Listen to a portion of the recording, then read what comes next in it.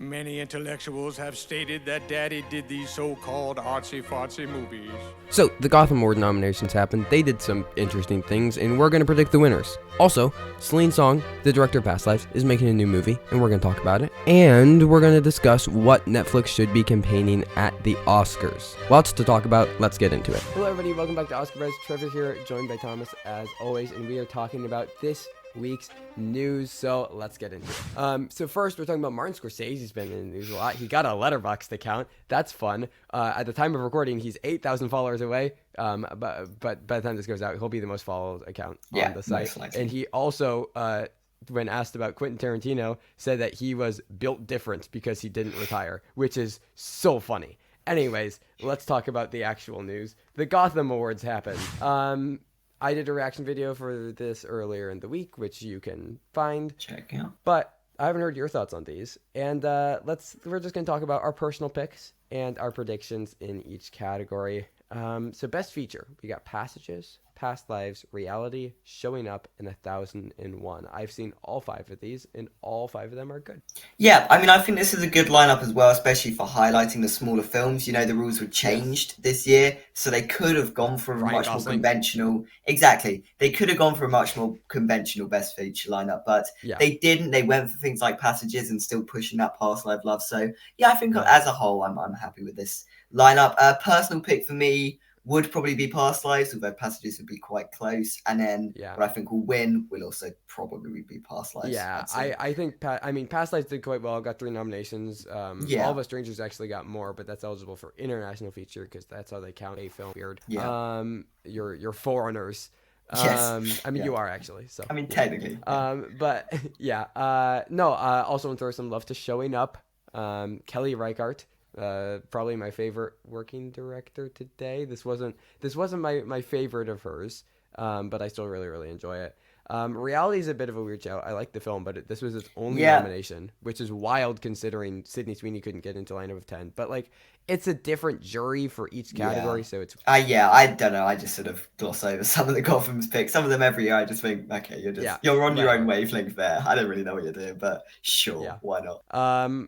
Okay, best screenplay. We had All of Us Strangers, Anatomy of a Fall, May December, RMN, and The Zone of Interest. So Past Lives, just not here, which is kind of weird. I have seen 3 of these: Anatomy of a Fall, May December, RMN. My personal choice is probably Anatomy of a Fall, but I think they're gonna give it to May December. I would agree with my personal choice being Anatomy of a Fall. I watched it the other day. I haven't done a review for it. I'll talk about it. Talk about this for a second. Loved the film. I thought it was, excellent. Like on every level, I think it was easily shot up to be my favorite film of the year. Just the way it's crafted and the way it slowly seeps into your brain and how the sort of concept of the truth is constantly evolving. You're constantly so just compelled to follow the characters on this journey. I think it's excellent. The stuff they do is language as well, which I wasn't really expecting going in, but the way they sort of explore differences there between like language barrier and all of that kind of stuff and the way that actively plays into the film. I thought the kid was insanely good at the stuff he was doing. I just thought the screenplay was very, very tight. Managed to pack in a lot of very interesting themes whilst never losing sight of the sort of overall plot and the mystery that you're trying to construct. So Justine easily Trick's 10 direction is ridiculously good. 100%. 100%. It might be some of my favorite directing of the year, but she's very close to being like my number one. We need to talk about this more. We'll get back to the Gothams, but we'll be talking about Anatomy of a Fall a lot more because it's one of the movies of the year. It's fantastic. So Anatomy of a Fall is our choice for screenplay. What do you think's winning though? Well, I was going. I think Anatomy of a Fall can also take it here. I think the love for this film across the critics circuit in particular has been seemingly very unanimous. I don't know why the Gothams would maybe ignore it. That would feel weird. Neon tend to do quite well at the Gothams. I don't know. I feel what about All of Us Strangers as well? I mean, All of Us Strangers is also there and could be a potential winner. Yeah, although I've heard that maybe it's not necessarily the screenplay, it would be the element you're going for. There are the other elements, so maybe. I don't know, but there's lots of potential in this category. Sure. Okay, documentary.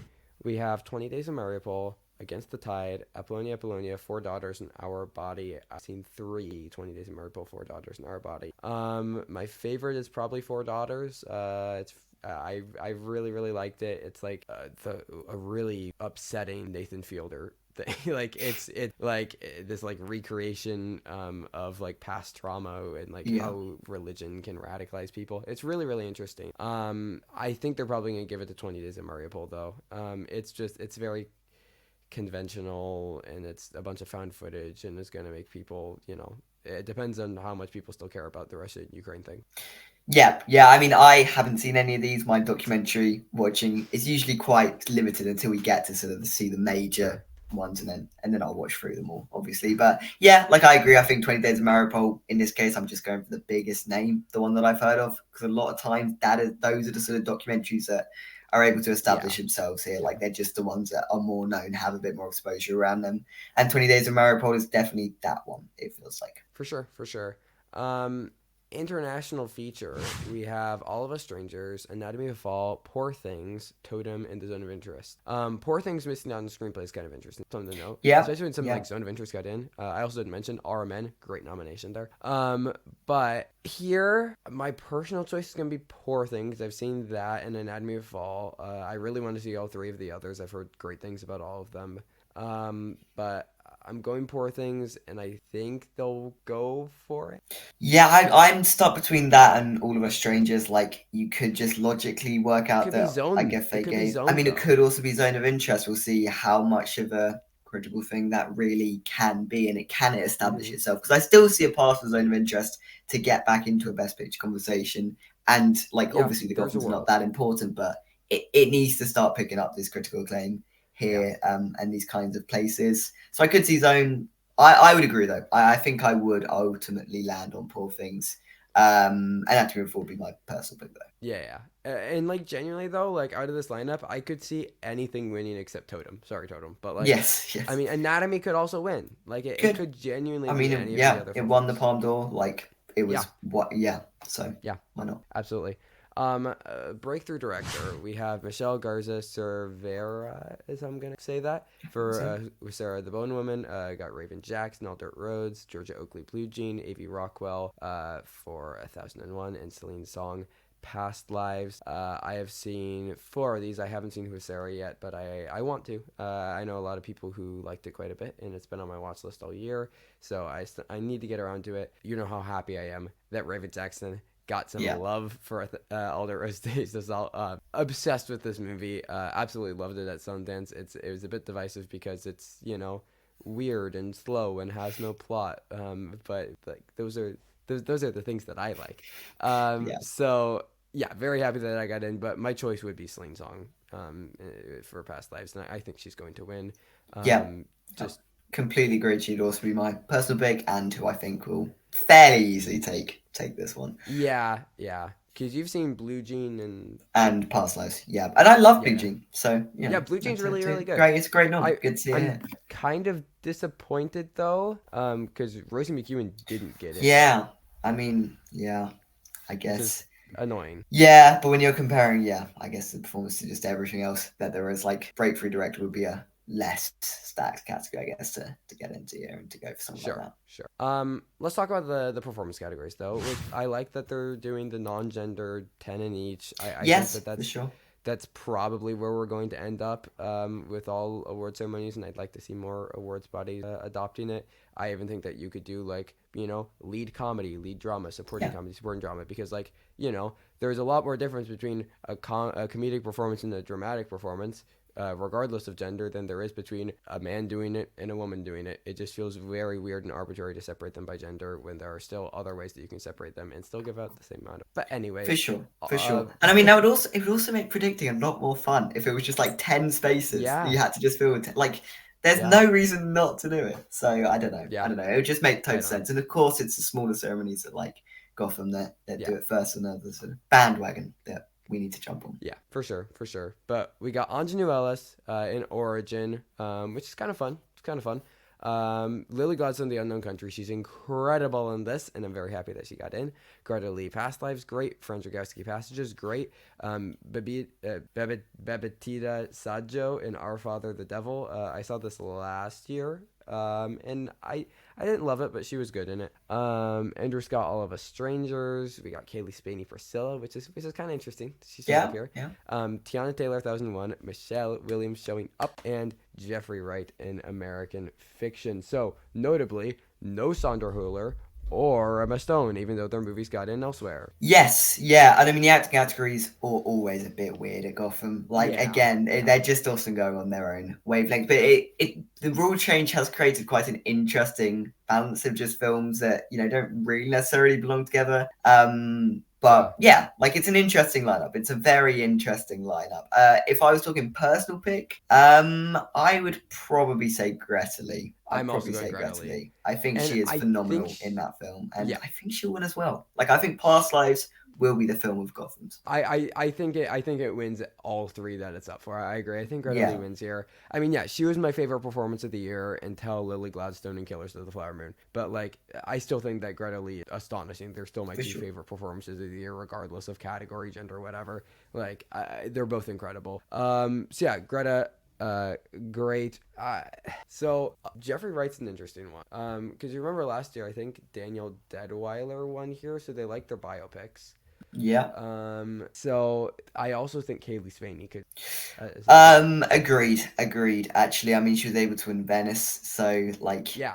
it's right. it's a type of thing that if you're passionate enough about the film, you'd be very wanting to go for her performance and to champion that. So it's just about how many people are passionate enough about Priscilla, I think, which will be interesting to see. This is the first testing ground for that thing. Yeah, for sure. But I wouldn't be shocked. Like, there's a world where Kaylee Spaney can build up because like we have 4 locks in actors. I don't want to call them Yeah. locks. It's October, but there's 4 that we feel very strongly about in actors, which is Emma Stone, Lily Gladstone, Carey Mulligan, and Sandra Hüller. Yeah. The last spot, it could be Greta Lee, it could be Margot Robbie, it could be Kaylee Spaney. Like there's a lot of people that could fill that. I don't think it'll be Annette Bening, but she's floating around. I mean, Natalie Portman as well. If they Natalie really Portman made December, December. yeah.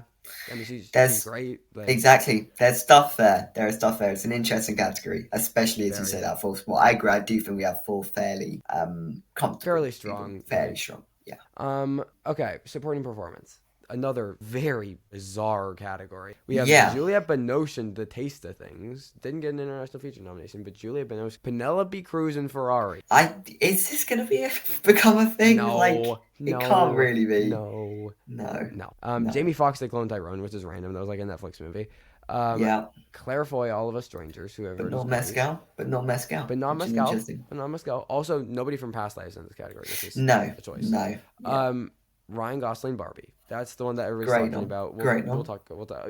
Good nomination for the performance. We'll talk about whether he should be getting a nomination at the Gotham. Well, because yeah, I like the idea that if it's just like this year and they felt the performance was transformative enough good that they to made just up a rule. yeah. If it was just this year and it's just that and it goes down in history like that, I'm fine with that. That would be very funny. Yeah. Glenn Howerton, Blackberry. I know a lot of people are excited about that. I think he's fine. Sandra. I don't understand why everybody's so excited about that. Sandra Hüller's Zone of Interest. Interesting that she gets in here, but not for Anatomy. Rachel McAdams, Are You There, Guys? Me, Margaret. That's fun. Which I know there's a shelf life on her getting nominations for this film. Like it's probably not going to happen after October time, but love to see it. Love to see it. Charles Melton, May, December. Good choice. Great nom. And then Divine Joy Randolph, The Holdovers, which I can comment on, but yes, and I think that's a great nom. Like she gives a very good performance in it, and she holds a lot of the dramatic weight of it. So, yeah, I think she will be a real winning contender. So yeah, I mean, in looking at like who we'd expect in like supporting actress, I mean, Killers of the Flower Moon and Oppenheimer, I know didn't submit, so that's why they are there. And then Color Purple obviously isn't out yet, so like the only other person that we maybe would have expected is Julianne Moore. But Divine Joy is purely rep for that. And then supporting actor, as we said, Killers and Oppenheimer didn't submit, so it'd just be Ryan Gosling. And then, like, I guess Dominic Sessa didn't get in? Yeah, Dominic Sessa. But, I mean, I guess if they're not doing multiple per film, which they clearly haven't seemed to go. It doesn't seem like they are. So, like, and then, who else? Like, I guess Poor Things, like Ruffalo and... Poor Things, I don't know what really happened to Poor Things here. It felt like it should have had a better showing, but equally, it showed up where it did, and it's sort of fine with just that. Yeah, So I yeah. don't know. Personal choice here. Okay. My favorite performance here is probably Gosling. What I think should be winning the Gotham Award that I've seen would probably be Yeah. Charles Melton. I'd say that's just an excuse to give two answers here, because I completely agree. Like, I think my heart's telling me Gosling. My head's like, no, go for Melton, deserves it. But Yeah. let's just say Gosling. I think he gives the best performance. Yeah. Why not? Prediction though. I don't think he'll actually win. That would be strange. I think it'll be Melton actually. Weirdly, like who else? Who else? Could be Melton. It could be Divine Randolph. It could be. You think so with critic? I'm also wondering if Maybe. what if, because like the jury picked the nominations. What if when it opens up to everybody? What if they go for Sandra Hüller as a way to just be like, here's your award for the year? You could make a case for that. That could happen. Like I could see people doing that since they don't get the chance to vote for her for Anatomy of a Fall. Yeah. So, Yeah. But I'd be leaning towards predicting. Fair. And let's talk about the Gosling thing. This shouldn't happen. Like, I'm sorry. Like, they're the Gotham Independent Film Awards, okay? I like Barbie. I think Ryan Gosling is great. There's absolutely no reason why Barbie should be getting nominated at Independent Film Award. Like, it's dumb. Like, they're meant to highlight independent cinema. And, like, the same goes for, like, all the other bigger things. Like, stick to indie movies. Like, it's fun when it's a bunch of random things from, like, Sundance and South by Southwest that nobody's ever heard of and that they get to discover. Like, stick to that. I mean, like, equally, you could argue there is an exposure case to be made, like, just throwing in, because it is a very token, like, even though the rules have changed this year, they predominantly did stick to independent movies. Like, this is an outlier in this occasion. So maybe it's just a way to sort of gain a bit more eyes on it, because potentially has worked in that regard. Who's going to be like, oh, Ryan Gosling got nominated? Well, so they might then go to check out the rest of no, but they might then go to check out the rest of the lineup. I don't know. I think there is a case to be made there, and it just feels like absolutely nobody does. I don't know. I don't think it's the word. I don't think it's bad. I don't think it isn't the end of the world, but just like nominate indie films. Like, I don't know. I think because it's a one-off case. Like, it's literally just a one-off case, and it is such a I fun just thing hope to it do. stays as a one-off case. Yes, yeah, for sure. Like, I don't know. Okay. That's it for the Gotham. Speaking of indie movies, Celine Song has a new movie coming.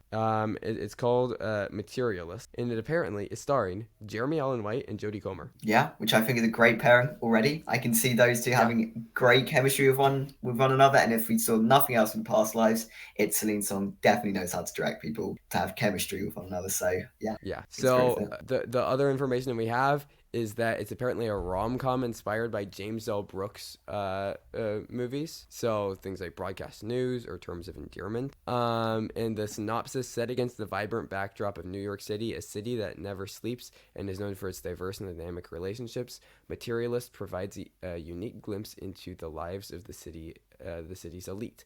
Lucy's expertise in matchmaking is highly sought after by those willing to pay a premium for her services. However, the film hints at complications that arise, leading to a toxic love triangle that threatens to unravel the lives of all involved.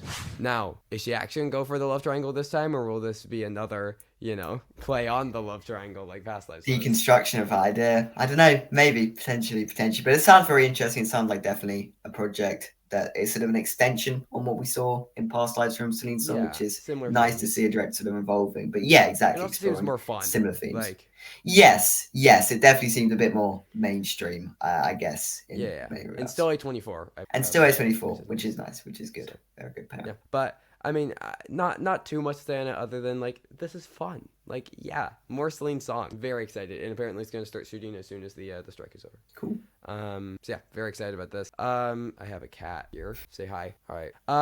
So, last thing I want to bring up is the Netflix FYC page came out. And it's kind of interesting. So I don't know if we need to read into too much, but like they do tend to list their priorities kind of in order. So I think it's interesting to kind of have a conversation about those priorities, like where we think they're going to end up. Because last year, their priorities definitely shifted around a bit from, like, Bardo being their number 2.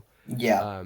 And exactly, I think with this thing like Netflix, with a studio like them in particular, something can go horribly wrong and they can just pivot and still thing that they pivot to. So the priorities that they have now will sort of shift probably as we get through award season as things start gaining momentum that they perhaps didn't expect, things don't have the momentum that they perhaps expected, etc., etc. Netflix can very easily shift from this. It's not set in stone, but still an interesting thing to look at, especially Netflix with so many contenders potentially. See what they're prioritizing. So their top priority, not a surprise, Maestro. This makes sense. Yeah, for sure. This is what we were expecting. Their second priority is Rustin, which I found interesting. That was listed second on their page. I mean, it's something that they've considered. It could be an attempt to potentially just go and just get the Colin Domingo one and get that locked in, and then potentially pair that with, like, I don't know, Song, and then it just falls in to picture. Like, I really don't see it, but like maybe that's what they're thinking. Because like I've kind of been considering taking Colin Domingo out of my lineup to make room for Jeffrey Wright, because there's absolutely no buzz on him. Like, nobody's talking about this movie at all, which it's so weird. So unless Netflix does like something towards the end of the season with this, like I don't know. Because then the thing is, people that have watched it are talking about it maybe in win contention. So like it's a bit of a divide there as to whether as to which side you believe. Like, yeah, it's an interesting case, Colin Domingo. But I think if Netflix do push it, it will happen. It's that kind. Yeah. And then third is May December, which I feel like should be higher than Rustin, but potentially. Yeah, and again, I mean, potentially I don't think it needs campaigning the same way that Rustin does. As you say, Rustin's a film that doesn't have any momentum. It needs to have momentum built also up. This is just based off of, their FYC page of the order the films are listed in, which has conventionally been the order that they campaign. But we can't read into this too much. But it is just interesting. And then fourth is Naiad, which whatever. Yeah. They needed to fill out the spot probably. Like the other narrative live action films that weren't up there were like the Killer, Fair Play, like nothing else. Like so Naiad's not gonna be a thing. Awful. Their top documentary that they have prioritized right now is The Deepest Breath, which makes sense. I think it probably gets in.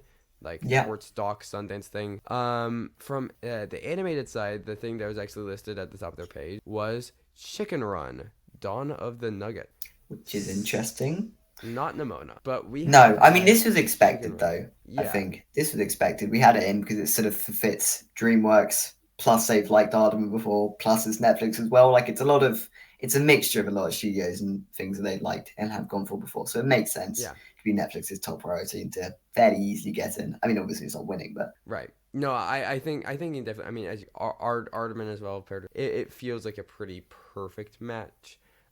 To at least get a nomination. It's not gonna be stronger than Spider-Verse or Boy in the Hand though.